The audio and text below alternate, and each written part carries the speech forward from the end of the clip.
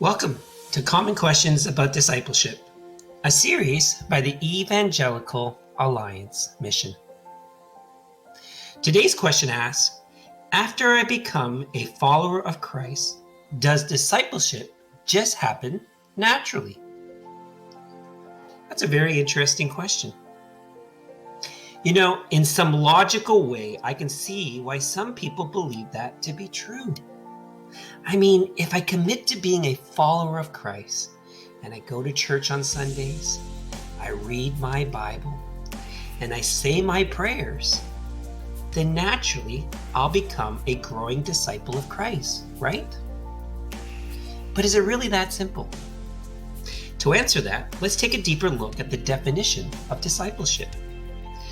A disciple is a learner, a follower and lover of Christ, who loves and serves the church and makes disciples.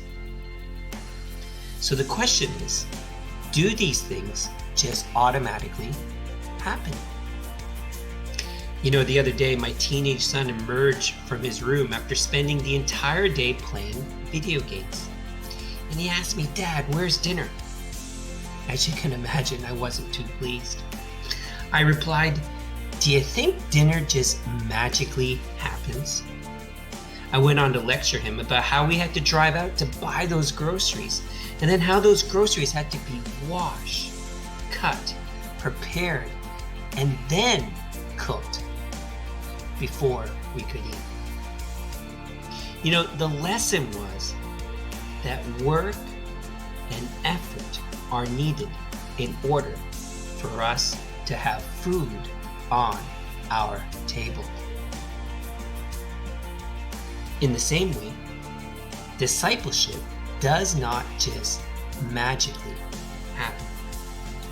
It doesn't happen the moment you become a follower of Christ.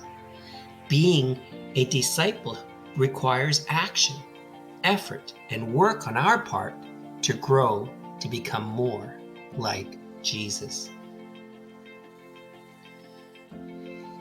If we are only emerging from our weekly work life on Sundays, just waiting to be fed, how much of a Christ-like transformation will actually happen in our lives?